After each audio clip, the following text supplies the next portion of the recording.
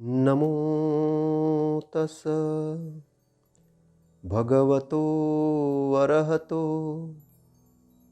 सम्मा सम्बुद्धस्स। नमो तस् भगवतो अरहतो सम्मा सम्बुद्धस्स। नमो तस् भगवतो अरहतो सम्मा सम्बुद्धस्स। आज हम भिक्षुनी भद्रा कुंडलकेशा इनके जीवनी पर कुछ चर्चा करेंगे और इनके उपदेश पर आधारित कुछ बातों को ग्रहण करेंगे। आपसे निवेदन है कि आप शांतपूर्वक सुनने का प्रयत्न करेंगे, ऐसी मैं आपसे आशा करता हूँ। राजगृह के एक धनवान सेठ की एकलौती पुत्री थी। भद्रा का वास्तविक नाम भद्रा था। कुंडलकेशा नाम प्रवजित होने के बाद पड़ा। वय प्राप्त होने पर एक दिन उसने देखा कि नगर कोतवाल पुलिस के सिपाहियों सहित उसी नगर के राज पुरोहित के पुत्र सत्तुक, या उसको सत्तुक कहेंगे, को चोरी के अपराध में चोरी के माल सहित वधस्थान की ओर मारने के लिए ले जा रहे हैं। अपने भवन के झरोखे में से उसे देखकर भद्रा उस पर प्रेमासक्त हो गई। जब उसको ले जा रहे थे तो भद्रा ने क्या किया कि अपने महल के, अपने भवन के झरोखे से उसको देखा और उस पर वो प्रेमासक्त हो गई। और प्रेमासक्त में क्या होता है कि उसने फिर खाना पीना छोड़कर प्रण लिया कि यदि मैं इसे पाऊंगी तो जीवन धारण करूंगी, अन्यथा मर जाऊंगी। चारपाई पर अधोमुखी पड़ी हुई अपनी इकलौती पुत्री की इस हालत को देखकर उसका जो पिता था बड़ा चिंतित हुआ, क्योंकि वह अपने बेटी से स्नेह करता था। इसलिए 1000 की रिश्वत देकर उसने किसी उपाय कौशल्य के द्वारा उस अपराधी को मुक्त करवा लिया। रत्नाभरणों से अलंकृत कर भद्रा उसे अर्पित कर दी गई। मतलब भद्रा को बहुत रत्न और गहने अलंकृत करके उसको अर्पण कर दिया, मतलब उससे शादी कर दी। भद्रा उसकी बड़ी सेवा करती थी। कुछ दिन आनंद से बीत जाने पर वह चोर सत्तुक ने भद्रा के रत्नाभरणों को लेने की लिप्सा की, मतलब इच्छा की कि भाई ये गहने मुझे कैसे मिल सकते हैं। तो उसने एक युक्ति सूझी। उसने भद्रा से कहा कि जिस समय मैं नगर कोतवाल के द्वारा वध के लिए वधस्थान, जिसे चोर प्रपात या राजगृह में ऐसा एक स्थान था, उसके तरफ ले जा रहा था, उस समय मैंने उस स्थान के देवता से यह मनोती की थी, किसी प्रकार मेरी प्राण रक्षा हो जाएगी तो मैं उसकी पूजा करूंगा। भद्रा, तू उस पूजा की सामग्री तैयार कर। भद्रा ने प्रसन्नतापूर्वक पूजा की सामग्री तैयार कर दी और वस्त्राभूषण आदि से सुसज्जित हो गई और सुसज्जित होकर पति के साथ चल दी। लेकिन उस दुष्ट ने भद्रा की सेविकाओं को लौटा दिया और उसे अकेले ही पर्वत पर लेकर चढ़ने लगा। भद्रा पूजा पात्र हाथ में लिए पर्वत पर चढ़ी जा रही थी। इतने में क्या हुआ कि उसका जो चोर स्वामी था, उसका जो हालचाल है, कुछ हाव भाव बदलने लग गया। लेकिन भद्रा तो उसके प्रेम में पड़ी थी। प्रेम में पड़ने के कारण लड़कियों के साथ, लड़कों के साथ ये बात हो जाती है कि उनके वो अभिप्राय को ठीक से नहीं समझ पाते, क्योंकि प्रेम अंधा होता है। तो वो भी नहीं समझ पाई। उस दुष्ट ने भद्रा से कहा, भद्रा तू अपनी चादर को उतारकर उसमें सब गहने बांध ले जिन्हें तूने पहना हुआ है। तो भद्रा को थोड़ा सा डाउट हुआ, तो भद्रा ने कंपित होकर पूछा, स्वामिनी, मेरा क्या अपराध है? दुष्ट ने उत्तर दिया, तू अपने मन में क्या समझती है? क्या मैं तुझे यहां पूजा करने के लिए लाया हूं? नहीं, मैं यहां तेरे गहने लेने के लिए आया हूं। किंतु प्रिय स्वामिन, किसके ये गहने और किसकी मैं हूं? मैं तो ऐसा भेद भी नहीं जानती। लेकिन उस दुष्ट पर उसकी विनती का कोई असर नहीं हुआ। उसने कहा, यह मैं कुछ नहीं जानता। भद्रा भी उत्पन्नमती स्त्री थी। वह पति के कहने के अनुसार ही कुछ करने को तैयार हो गई। लेकिन उसने प्रार्थना की, आर्य, मैं आपकी आज्ञा का पालन करने को तैयार हूं, किंतु मेरी एक अंतिम इच्छा पूरी करो। मुझे वस्त्राभूषण पहने हुए ही एक बार अपना आलिंगन करने दो।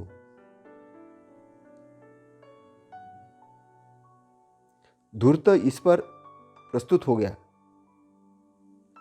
और आलिंगन करने का छल कर भद्रा ने उसको ऐसा धक्का दिया कि वह पहाड़ के नीचे जा गिरा और चूर्ण चूर्ण होकर मर गया।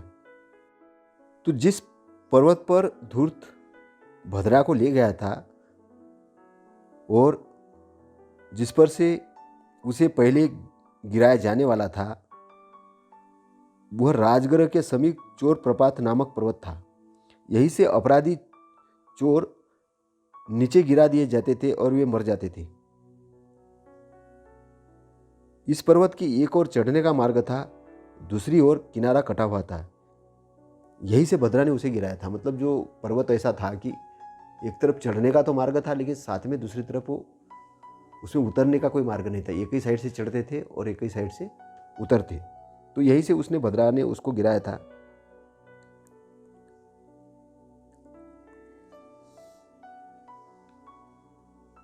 तो भद्रा ने सोचा कि इस अवस्था में घर लौटकर जाना ठीक नहीं है। मैं संसार त्याग करूंगी। और यह सोचकर वह निग्रंथ जैन साधुओं के आश्रम में गई और उनसे निग्रंथ प्रवज्जा की उसने याचना की। वहां ताड़ की कंघी से उसके केशों का लुंजन किया गया, जिसके बाद में उसके बाल कुंडन के आकार के घुंघराले होकर उगे और इसलिए उसका नाम कुंडलकेशा पड़ गया। निग्रंथ साधुओं के आश्रम में रहते हुए भद्रा कुंडलकेशा ने उनके सिद्धांत और विशेषता तर्कशास्त्र का गहन अध्ययन किया। वो बड़ी वाग्मी और तर्क कुशल हो गई। आश्रम की शिक्षा समाप्त कर वह वाद विवाद करती हुई उच्चतर ज्ञान की खोज में इधर उधर घूमने लग गई और शास्त्रार्थ करने में इतनी कुशल थी कि उस अपने सामने किसी को भी नहीं ठहरने देती थी। वो इतनी कुशल हो गई थी। एक बार क्या हुआ कि धर्म सेनापति से उसका श्रावस्ती में साक्षात्कार हुआ। धर्म सेनापति जो सारीपुत्र थे उनके साथ उसका साक्षात्कार हुआ और उसने क्या किया कि सारीपुत्र को वाद विवाद में चुनौती दे दी। भद्रा ने सारीपुत्र से अपनी जानकारी के अनेक प्रश्न पूछे, जिन सब के उन्होंने संतोषजनक उत्तर दे दिए। अंत में सारीपुत्र ने उससे एक प्रश्न पूछा, एक वस्तु क्या है? एक नाम की, मतलब एक नाम की यानी एक वस्तु क्या है? और भद्रा उसका उत्तर ही नहीं दे सकी।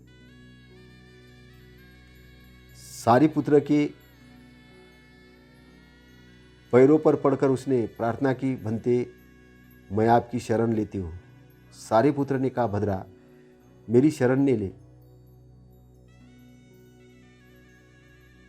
तथागत भगवान बुद्ध देवों और मनुष्यों में श्रेष्ठ है और वही सबके शरण है। तू उनके पास जाकर उन्हीं की शरण ग्रहण कर ले। और भगवान उस समय क्या थे कि श्रावस्ती में विहार करते थे। वह उसी दिन संध्या के समय उनके दर्शन करने गई और उसके ज्ञान परिपाक को देखकर भगवान ने उसे उपदेश दिया और उसे सुनते ही वह उसी समय अनंत हो गई। उसी समय वो अर्थ हो गई। बाद में भिक्षुनियों के पास जाकर उसने उनसे प्रवज्ञा ग्रहण की। यह भिक्षुनी भगवान की उन भिक्षुनी शिक्षाओं में प्रथम मानी जाती थी, जिन्होंने भगवान से उपदेश सुनकर तीक्ष्ण बुद्धि से तत्काल ज्ञान प्राप्त किया। अपने पूर्व जीवन के प्रत्यवेक्षण पूर्वक उसने निर्वाण की परम शांति का साक्षात्कार करते हुए कहा,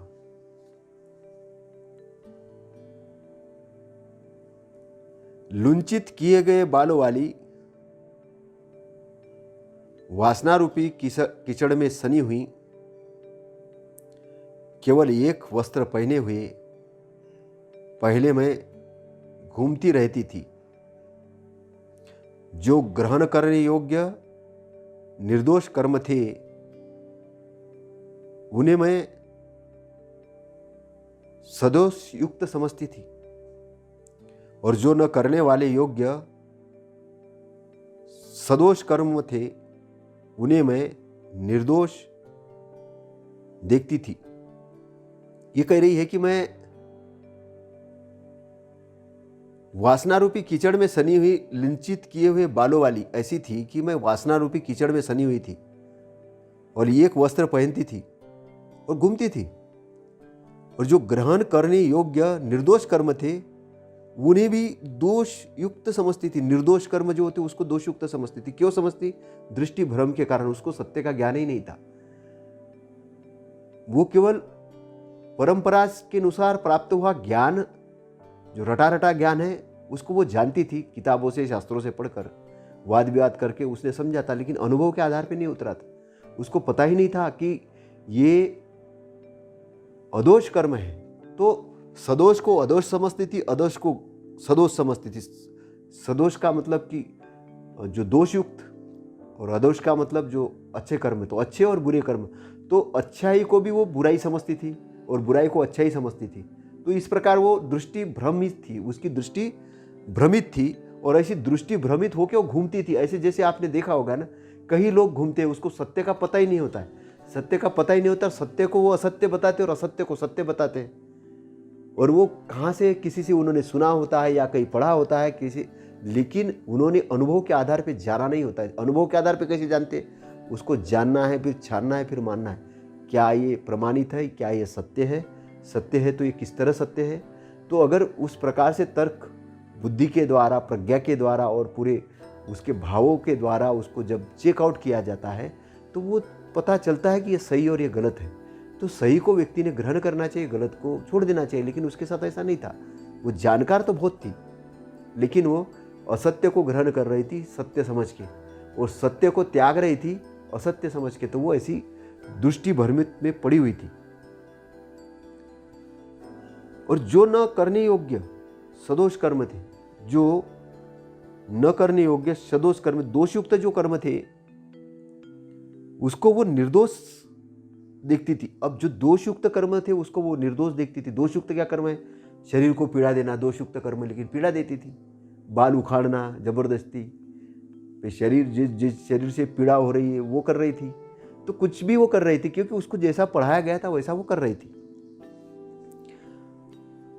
एक दिन दोपहर के विश्राम के लिए बाहर निकलकर मैं ग्रंथकूट पर्वत पर गई। वहां मैंने भिक्षु संघ से पूजित विमल भगवान बुद्ध को देखा। वो कहती है कि मैं एक दिन विश्राम के लिए बाहर निकलकर मैं ग्रंथकूट पर्वत पर गई। वहां मैंने भिक्षु संघ से पूजित विमल भगवान तथागत बुद्ध को देखा। उसने क्या देखा कि एक दिन वो दोपहर के विश्राम के लिए बाहर निकलकर ग्रंथकूट पर्वत पर गई। तो वहाँ उसने क्या देखा? भिक्षु संघ से पूजित विमल तथागत भगवान बुद्ध को उसने देखा। भिक्षु संघ से पूजित मतलब शरण स्थान ग्रहण किए हुए विद्वान विमल। विमल मतलब जिनके अंदर में कोई किसी प्रकार का मैल नहीं, ऐसे विमल तथागत भगवान बुद्ध को उसने देखा। देख के उसने क्या किया कि घुटने टेक कर मैंने अंजलि बांधी और भगवान के सामने जाकर उनकी वंदना की। अब उसने क्या किया? देखा तो वो वहां गई और उसने अंजलि बांधकर वंदना की। आ भद्रा, ऐसा उन भगवान ने मुझसे कहा। भगवान ने कहा कि आ भद्रा, यही मेरी भिक्षुनी पद की उपसंपदा हुई, और यही उसकी उपसंपदा थी।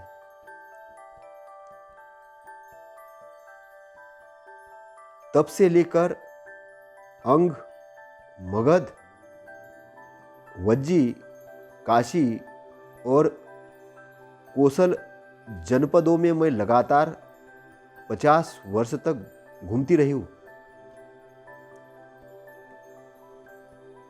तब से लेके क्या? अंग, मगध, वज्जी, काशी और कोसल जनपदों में लगातार 50 वर्ष तक वो घूमती रही।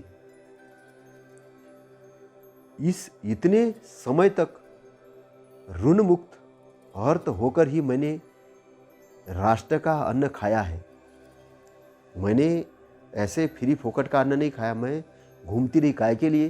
तथागत के उपदेशानुसार चरवते भिक्कवे बहुजन हिताय बहुजन सुखाय, आदि न कल्याण, मध्य न कल्याण, अंत न कल्याण। तो वो 50 साल तक घूमती रही तथागत का धम्म उपदेश करते हुए, धम्म की वाणी लोगों को बताते हुए, लोगों को दुखी पीड़ित जनता को दुख से बाहर निकालने के लिए, उनके लिए जो सफलता का मार्ग, आनंद का मार्ग और उनके लिए अच्छाई का मार्ग प्रशस्त करते हुए वो घूमते रही, 50 साल तक घूमते रही। तो वो चरवते थी। ऐसे नहीं कि आज के जैसे भिक्षुनी भिक्षु कैसे एक ही कमरे में बैठे रहते एक विहार के अंदर में, और वो वहीं पर उन अपना मठ बना लेते, बस बोलते बस यहीं से हम साम्राज्य चलाएंगे पूरे भारत का और विश्व का। तो ये तो ऐसी नहीं थी। ये तो घूमती रही, ये जनता के बीच 50 साल तक जाती रही, और इतने समय तक ऋण मुक्त होकर ही मैंने राष्ट्र का अन्न खाया। ऋण मुक्त हुई मैं, ऋण मुक्त होकर। ऋण क्या था कि खाना किसी ने अगर दिया, उसको भोजन दिया, तो वो ये समझती कि मैं उसकी ऋणी हो गई हूँ, तो मुझे ऋण मुक्त करना है, उसको कुछ देना है। उस लोगों से मैं कुछ खा रही थी, कुछ ग्रहण कर रही थी, रह रही थी, तो मेरा भी फर्ज बनता है उनके अच्छाई के लिए मैं कुछ करूँ। अभी जैसे नहीं। वो ऐसे क्या सोचते हैं कि आप मंदिर बनाने के लिए चंदा दो, मंदिर बनेगा, करोड़ों का बनेगा। लेकिन आसपास में जिन्होंने चंदा दिया, जिन्होंने ये किया, उनके ऊपर कुछ विपत्ति आई तो वहाँ वो ट्रस्ट से, उस मंदिर से 2 रुपये भी बाहर नहीं निकलते उनके लिए। तो ये इस प्रकार की नहीं थी कि वहाँ से सब कुछ लिया जनता से लेकिन दिया कुछ नहीं। ये बोलती कि नहीं, मैंने तो भोजन ग्रहण किया तो मैं ऋणी हो गई, मैंने उस नगर की ऋणी हो गई, उस एरिया की ऋणी हो गई, मैंने उनके लिए काम किया। तो इस प्रकार की भावना से मैं अरहंत हो गई। अरहंत हो गई मतलब अच्छाई की भावना से उसके अंदर से राग गया, द्वेष गया, सारी बुराइयां चली गई, मैत्री भावना आ गई, संयम आ गया, शांति आ गई, मुदिता आ गई, प्रसन्नता आ गई। तो वो अच्छाई के क्षेत्र में ऑटोमेटिक चलते गई, बुराई से हटते गई। तो अच्छाई के क्षेत्र में आते आते आते आते उसके जीवन के अंदर में वो आनंद भरते गया, वो श्रद्धा आती गई, धम्म के प्रति श्रद्धा आती गई और वो एक महान भिक्षुनी बनी, एक महान भिक्षुनी बनी। जैसे तथागत भी बहुत लंबे समय तक, करीबन 45 साल तक चरवते भिक्कवे करते रहे, वो समाज के अंदर जाते रहे, धम्म चर्चा करते रहे, लोगों को धम्म का ज्ञान बांटते रहे और लोगों को दुख से बाहर निकालने का काम वो करते रहे। तो उनके भी शिष्य थे, भिक्षुनियाँ थी, वो भी वही काम कर रही थी।